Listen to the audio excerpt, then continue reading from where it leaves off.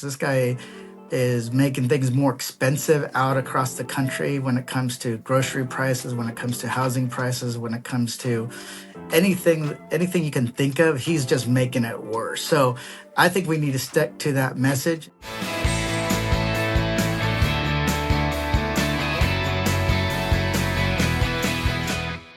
All right, and we're back. He's representing California's 34th district on the east side of LA. It's Congressman Jimmy Gomez. Good to meet you. How you doing, Congressman? Nice to meet you. I'm doing well.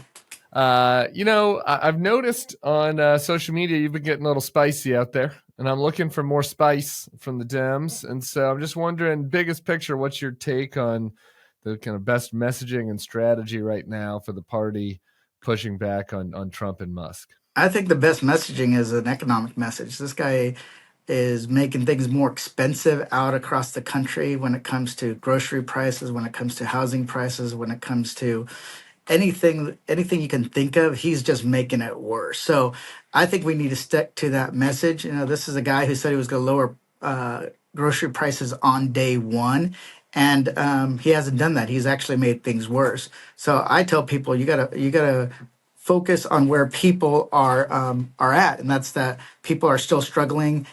Inflation prices, although they were reported that it came in lower, but people don't have confidence. That's why consumer confidence is down. Prices are up. The economic outlook you're seeing a big flashing red light of a potential recession. So we got to talk about where people are at. That's groceries. That's childcare. That's just the bread and butter stuff. And we have to stay focused. Stay focused. Right now, people are all over the place, but we always have to take it back to an economic message, plain and simple. And people are pissed because if you're working multiple jobs to make ends meet, and this guy is making it harder, of course they're going to be angry because there's uncertainty. They're scared. They have to take care of their kids. They have to take care of their parents. So, economic message all the way. I'm with you on an economic message being powerful and compelling, and frankly was an issue for the Dems in the last election. That said, sometimes it's hard to break through, right? Just like talking about kitchen table issues. So, I mean, how can you talk about it in a way that gets through to people? Is it a contrast with Musk? Is it, I don't know, you tell me. Yeah, partly first is Democrats have to be relatable, right? Like you have to, people have to know you're a person. Are you a person? I'm a person, All and right. I'm a working class person. My background is, kid of immigrants. Fucking went to a community college, worked shitty jobs. All that. People have to feel that. And I've been recording on social media more videos about just grocery shopping because I help with the grocery shopping every week to show people, hey, I know what's going on because I see it every day. I don't have to read the statistics. I don't have to read the economic indicators. I can tell you because I see people in the grocery store comparison shopping. Look, oh, is this cheaper or is this cheaper? How can I make the dollar stretch? And Democrats are sometimes terrible at really kind of being relatable. And that's where people need to focus. And it also, but here's the thing, be authentic. Like if you're not you're not comfortable doing the Kendrick Lamar, viral dance, don't do it. If you're a bookworm, be the bookworm. If you're if you're the person that throws the F-bomb once in a while, do that. But be relatable, especially when it comes to how working people are struggling to get by. And that breaks through. Yeah, what were the shitty jobs you did? What else? What did I do? When I was in growing up, I had a couple of paper routes who didn't though. I mowed lawns. I cleaned up what else did I do? Oh, in high school I worked in at a grocery store, and I was handed they handed me to the meat department to clean up the meat department. So my one of my jobs was to break down all the equipment, scrape all the beef and all the meat, and scrape it into these big giant bone barrels. And then these bone barrels were sold to, I don't know if it was hot dog companies or they're sold to somebody, but it's just all this the scraps of the meat, and then I would spray everything down. So every day I would leave smelling like hot putrid beef. It was so that was one of my terrible It's jobs. enough to make me a vegetarian there, Congressman. Yeah. The what about the, back to the Elon thing and the contrast? And I do think I hear you on the kitchen table stuff. Yeah. I mean, they're giving you a lot of opportunity by the fact that Trump's, selling the richest man in the world's car on the lawn there. They want to extend the tax cuts for people even if they're making $1 billion. Is there either a policy or just rhetorical contrast there, with using Elon as a peg? Oh no, there's a huge contrast, and that's kind of what we have to talk about. It make it relatable though, and then talk about policy. Because if they can't relate to you, they close down. The public closes their ears. They don't want to pay attention. If they feel like, oh, you get it, then you can talk about that. And there's a huge contrast, right? The tax cuts that they want to give to the billionaires and the ultra wealthy at the expense of Medicaid, and healthcare and food assistance, that kind of stuff. Oh yeah, and Trump, when it comes to only listening to people who are billionaires, right? He doesn't listen to the person on the street. He listens to the CEO of a car company who tells him, hey, you're going to cost us $20 billion over 10 years if you go along with these tariffs. So that's the contrast, that he doesn't listen to the average person or the working man and woman. He listens to the billionaires. And then, it doesn't matter if it even goes against his own values. You brought up selling the Teslas on the on the White House lawn. Well, who do they think buys Teslas? It's not the drill baby drill crowd or the MAGA crowd. It's the left who cares about climate change, right? So it is insane about everything kind of he's doing, but the contrast is there. It's a billionaire establishment that's taking root in D.C., and the people that are going to pay for it are doctors, firefighters, working men and women, people that clean your streets, take care of your kids. So we got to make it stick, but we also have to meet people where they're at. Yeah. You said this for the budget you voted against. So we're taping this on Wednesday because I'm headed to D.C. So some of the Senate budget negotiations might have changed by the time this airs Thursday. But you wrote, House Republicans' temporary funding bill hurts the economy, veterans, families, and gives Trump and Elon unchecked power to impose dumb tariffs, raising prices for everyone. I'm a no. Now, obviously, this passed with only one Democratic vote. This heads to the Senate. Because of the way the Senate works, they're going to need 7 Democrats if they want to pass it. Well, what do you say to your colleagues in the Senate as they're looking at this shit sandwich that they sent across Capitol Hill? They got to man up, right? Stop just talking the talk about, oh, I'm going to oppose Musk and Trump. The way you do it is, do you vote no or not? Do you actually use the only power you have? We all know that the Senate is a supermajority and they need 2/3 vote. So if those senators capitulate, they're not only continuing some of these cuts that are going to occur because of the CR, but they're setting up the long play for the Republicans to pass their massive tax cut. That's what it's about. Their number one priority is a massive tax cut that cuts taxes for the rich, the ultra wealthy, the billionaires, the corporations, while gutting a lot of our programs that people rely on. That's what this CR sets up that play. And if they don't stop them now, it makes it easier for them to score a touchdown against the American people. What do you say to the Democrats and others watchers that are worried about this, that say that if the Democrats oppose this in the Senate, it leads to a government shutdown? That allows Elon Musk and Russ Vogt to continue to run roughshod over the government, and a government shutdown is going to cause real pain for people. Maybe the Democrats take some blame. I wouldn't give the Democrats any blame, but unfortunately, the Bulwark podcast doesn't get to decide who's to blame. There are other people out there. So what do you say to people that are worried about that, about the pain, both the real pain that a shutdown would cost and also the political pain potentially for Democrats? These are legislative terrorists, and when you give them to them once, they're going to keep doing it over and over and over again. The ransom right now is shutting down. You don't do what we say and cut this funding, we're going to shut down the government, right? But that ransom gets higher and higher and higher, and in order to basically break that, you have to show them that if they want to pass it, they have to do it on their own votes. And if they can't do it on their own votes, especially when it comes to the Senate, they have to negotiate. But this is for a long term direction of our country. And if we don't stop them now, it gets harder and harder down the line. Yeah.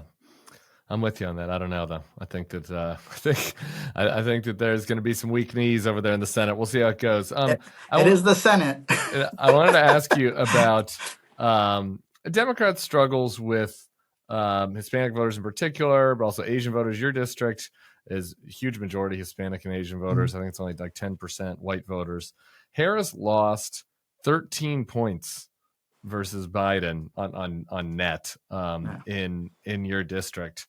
Obviously, she still won overwhelmingly. It's LA, but I mean that's a huge drop, you know. And if you kind of project that out across the country, it explains a lot of why Trump won, and I think that's a big red flag for Democrats. I mean, I hear what you say about being relatable, but are there policy things like what? I mean, you're in the district. Like, what is it that would have caused the Democrats to lose such ground with mostly Hispanic, Asian, and other voters of color?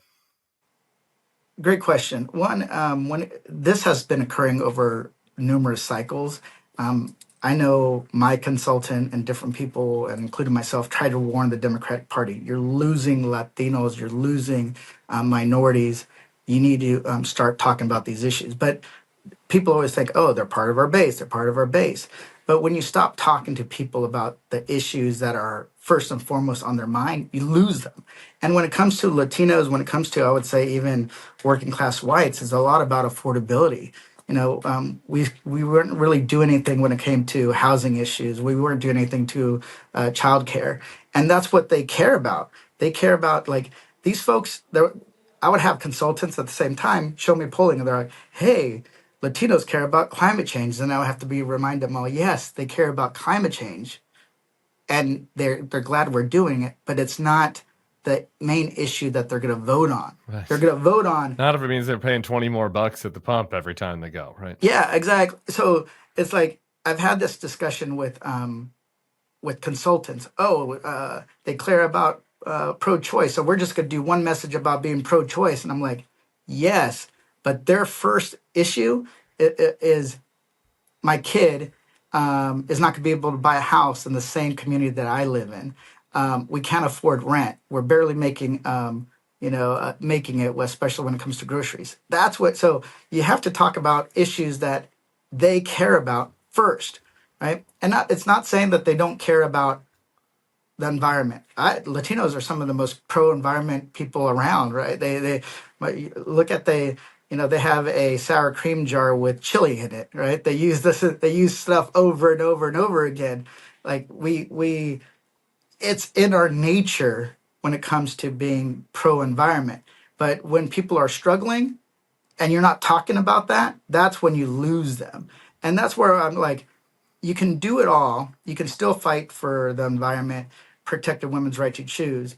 But when you talk to the Latino community or communities that are struggling, you got to say, okay, what's the issue that's first and foremost on your mind? It's the hierarchy of need, right? It's like, if I can't afford food, I don't have a place to live, then this other stuff, I can't focus on that. So that, the policies that I want to do, housing and childcare, these two pillars. And economists have said that they're costing so much that they're bending down the GDP growth of our economy, right? Like it's bending it down. This was last year.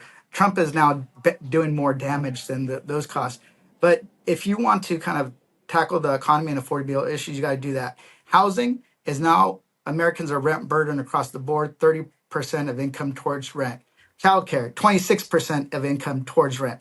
And this is based on a pre-tax income. So you have 60% of a family's income going to two things. Well, shit, no wonder why they can't get by, right? So we have to have an agenda that meets the moment. And that agenda is creating a housing boom that we haven't seen since World War II when the troops were coming home. We're building too slow, too small, and too expensive. We got to break out of that. So we got to tackle these problems. at the federal level, but we also have to tackle it in the blue cities and the blue states that make building and construction too slow, too small, and too expensive. So we have to provide that message because people care about housing and they care about raising their kids. And guess where most of working class people have their wealth? In their home. Yeah. It's Yeah.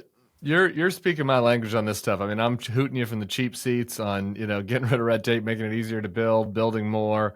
I'm with you on all that. And I think that makes a big difference. There are other folks out there, though, that would say that maybe that, sure, the economic stuff has hurt Democrats, but also some of these cultural issues, the Democrats went, a little overboard on the left, whether it's immigration, whether it's crime, whether it's LGBTQ. I mean, I'm gay. I'm with the Democrats on most of these issues. Maybe not all of them. Some of the crime stuff got a little kooky. But what do you say to that? That maybe it's less about the economic stuff and more about some of the cultural issues where Democrats, maybe got a little out of step with some of the working class voters. Yeah, no. When it comes to LGBT issues, like for me, it's personal. I have a gay brother. When he came out, my mom was not, hardcore Catholic, wasn't very accepting. She's like, now she stays the night over at their house, right? So it's kind of like people can change, but when people are suffering economically, the cultural arguments become more relevant. When they're not suffering economically, they become less relevant, and that's kind of like, and at the same time, and I always say in the Latino community, almost like somebody always has a gay uncle somewhere, right? My brother included. They eventually, they are a welcoming community. But you're always, when you talk to that Latino community, you talk to these other communities, you have to focus on the issues that are first and foremost on their mind, right? My mom, she's hardcore Catholic.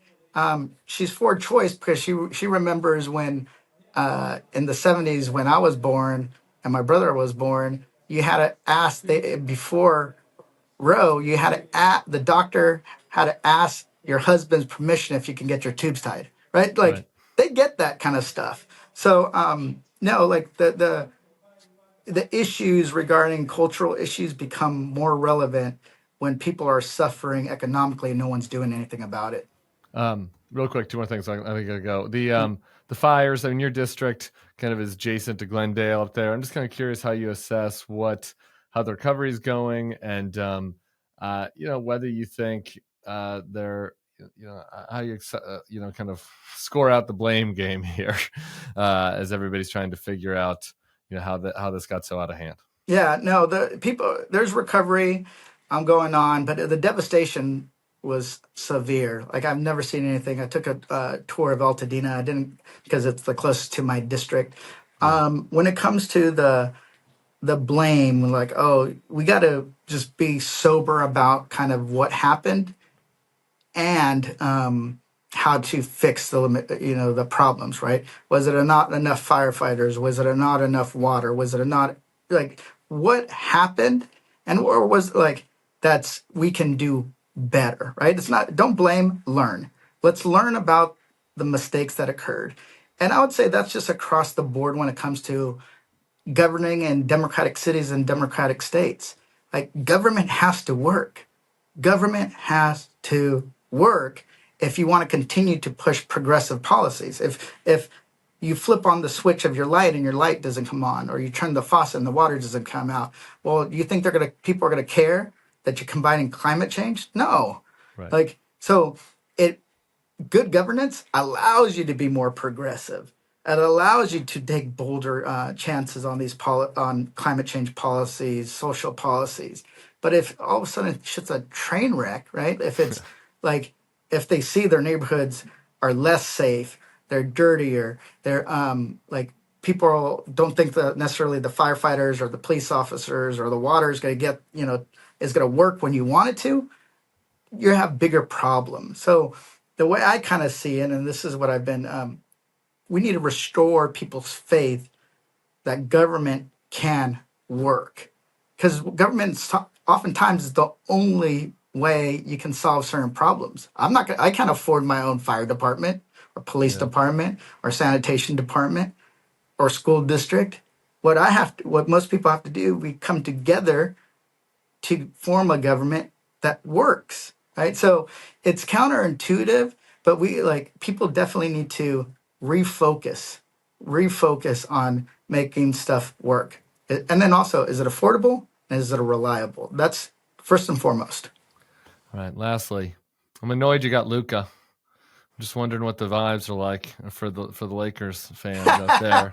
I'm a Nuggets man. We have beat you multiple playoffs in a row now, so I'm not scared about it, but I'm fucking annoyed. So I'm just wondering what the you seeing more jerseys out there? What are the vibes like? No, I think people were excited about Luka. I think that caught a lot of people by surprise. So I'm kind of like the home of a lot of the teams in LA. I have in downtown. You have the Lakers, uh, the Kings. You also have I have Dodger Stadium. So this is the goal. Might be the real golden era of sports in LA. But I'm excited about Luka. Dodgers are looking great. I'm like, talking trash to Yankee fans. People complain that we're buying our way to the World Series. I mean, you kind of are. I'm okay with that. You're a capitalist. They say the Democrats are socialists. You're a capitalist, man. If we get you a World Series and if money can do it, you'll do it. I like that. I'll take it. I'll take it. You got to win. Here's the thing. Winning is good. If you win, you can get to do more things. It's something that applies to sports as it applies to politics. When you're hot, bet big. When you're cool, pull back. And we need to get on a hot streak. And so that's what I'm pushing. But yeah, my Dodgers, the Lakers, and then I think my wife was telling me that we just acquired somebody for the Rams that's looking good. So we're looking good. All right. Well, winning is good. Nuggets will see you in the playoffs again this year. Nuggets in 5. It'll be painful, but unfortunately, Luke will be there for a decade. So he'll probably get us once. Thanks so much. Good to meet you, Congressman Jimmy Gomez. Really appreciate it. Everybody else will be back here tomorrow for another edition of the Bulwark Podcast. See y'all then. Peace.